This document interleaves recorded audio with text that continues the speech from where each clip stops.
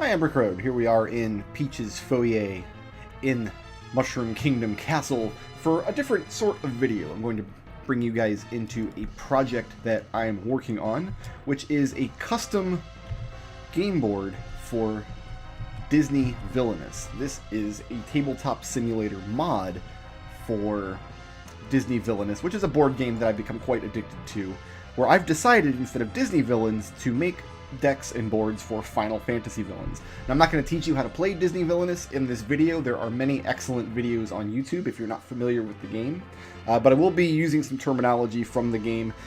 You might be able to follow along. I'm not sure if this video will work or not. I'm making it anyway. So we've selected 8 Final Fantasy villains to make boards and decks for. This is an asymmetrical board game. That means that all the players at the table have their character to use, and all of the characters are trying to meet their own objectives. You meet your objectives by playing cards out of this villain deck, and other players can create complications for you by playing cards out of your fate deck. So the first thing to look at here, this is Golbez's board. Golbez's objective is to play all 4 crystals on the same turn. If you remember Final Fantasy IV, through the first and second acts of the game, Golbez's quest was to collect the crystals from all over the world for some nefarious purpose. The 4 locations in Golbez's realm, we have the Tower of Zot, which is where he begins, where he can gain a power, play a card, vanquish a hero, or do a fate action.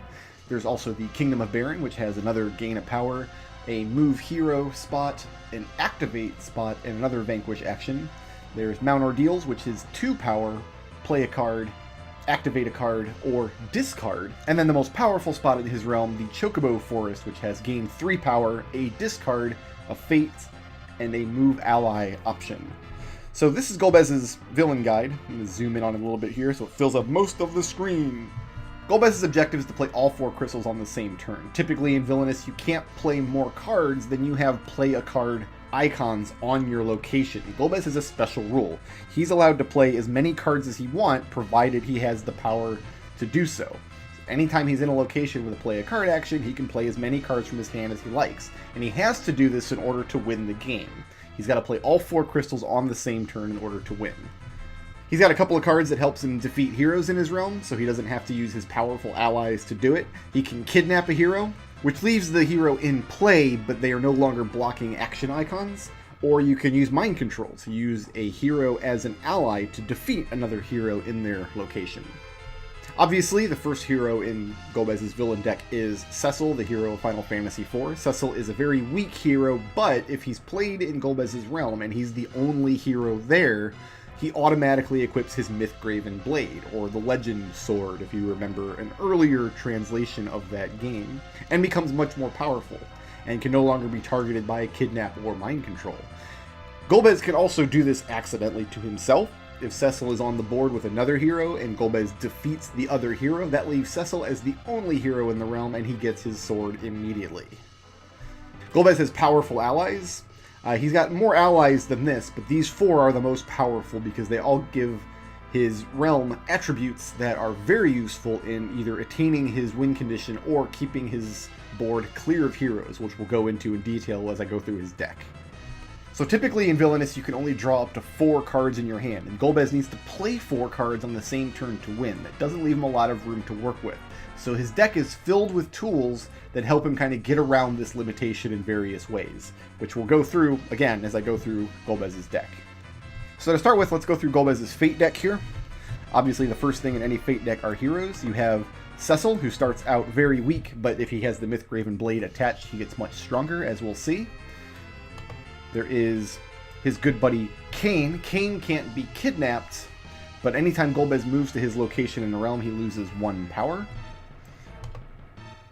Next, we have my Chihuahua's namesake, Rydia. This is very damaging to Golbez because he can only discard 1 card at a time, which makes it much more difficult for Golbez to get through his deck looking for crystals to win the game with. Rosa is another big pain because if she's in play, all other heroes in the realm are stronger, they're harder to defeat, and she cannot be targeted with mind control. Edge is particularly damaging to Golbez. One of the things Golbez can do is discard crystals from his hand and then retrieve them later from his discard pile, But if Edge comes into play, he can steal some of those crystals from Golbez's discard pile, and Golbez has to defeat Edge in order to get them back. Sid and Yang and the twins, Palom and Porum, are basically all the same character. What they're saying is during a fate action, if you reveal a Noble Sacrifice card along with them, you can play the hero and play Noble Sacrifice at the same time. Usually you can only play one fate card when you take a fate action. You have to discard the other one. This is Cecil's Mythgraven Blade. You can see that Cecil gains quite a lot of strength and immunity to Golbez's various effects when it comes out. There are two of these in Golbez's deck, Gnomish Bread. This means Golbez has to play with his hand revealed. All other players at the table can see what he's holding and see how many crystals he has. And there are two of these breads in the deck. Then we have the Black Chocobo. When Golbez moves a hero, that hero has to move towards the Chocobo Forest. The Chocobo Forest is where Golbez has a Power 3 icon and his discard icon, which he wants to use a lot. So covering those icons with a lot of heroes is very potentially damaging to him. And again, there are two of those in this deck. Next we have the Noble Sacrifice. What this does is just lets you discard blindly a card out of Golbez's hand.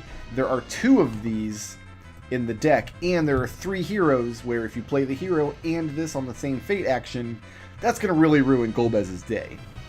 So okay, what does Golbez have to counter all of this? Well, first of all, he's got his 4 elemental Archfiends, and each Archfiend has a very useful ability that will help him quite a lot. I'm going to lock this board down so I don't get that border anymore. So we have Scarmuglione. As long as he's out, the Mythgraven Blade cannot be attached to Cecil. He's forced to remain as a Dark Knight. We have Cagnazzo, who really should be over here in the Kingdom of Barons. So let's just make that swap. As long as he's in the Kingdom of Baron, Golbez gains power every turn.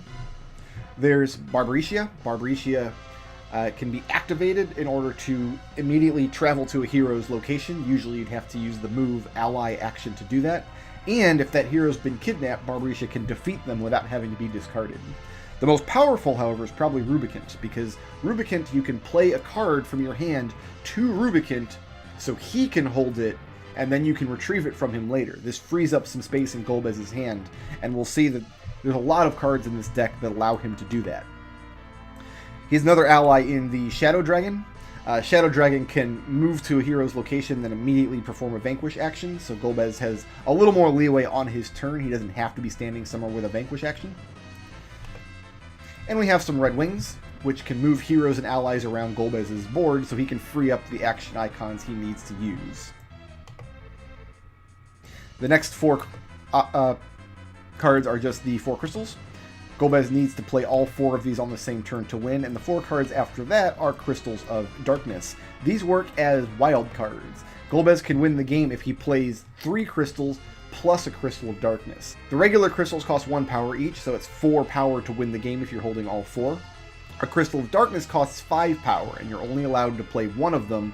That doubles the amount of power you need to win the game that way. If you play a Crystal of Darkness and 3 other crystals, you're paying 8 power instead of 4. After that, we have 2 Carnelian Signets, because Golbez's realm has some pretty damaging items that heroes can hold on to. He has a way to destroy items attached to heroes. He's got his Kidnap cards. As long as Kidnap is attached to a hero, that hero does not cover any action icons. Golbez can use any actions he wants in that location, and he can use Barbarecia to instantly defeat them. He's got the Ensorcelled Glove, which might be the most powerful card in his deck. That's why there's only 1 of them, and it's why it's so expensive. At the end of his turn, he can draw an extra card. Now Golbez can hold 5 cards in his hand instead of just 4. That gives him a little more space to work with while he's collecting crystals. He's got 3 of these cards, Path to the Moon. This allows him to retrieve a crystal from his discard pile. Golbez knows that he's got 3 of these in his deck, so if he draws crystals too early, he can pretty safely discard them and then use this later on to get them back. But that opens the possibility of Edge coming along and taking them, so he does have to be careful. He's got 2 of these mind control cards. He can use these to defeat a hero by using another hero in that location rather than an ally. This will help Golbez keep his own allies in play, who mostly have useful abilities that he doesn't want to lose. I didn't mean to pick up the whole deck there. There we go. He's got 2 of these cards, Impudent Fool.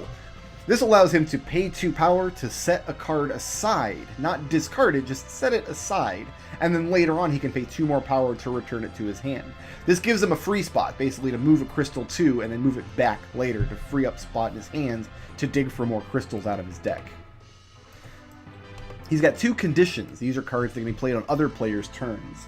This one, if another player has 6 or more power, he can play Clad in the Dark in order to draw and then discard 1 card. Just give him a little help to get through his deck a little bit faster. And finally, we've got 2 The Mice Will Play. So if another player has a lot of allies, Golbez can play an ally from his hand for free. Again, very useful because his allies are fairly powerful.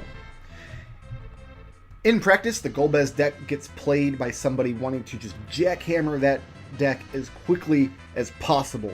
Get all 4 of those crystals either into your hand or into the discard pile where you can fish for them later, and try to avoid complications being thrown at you by other players from the Fate deck.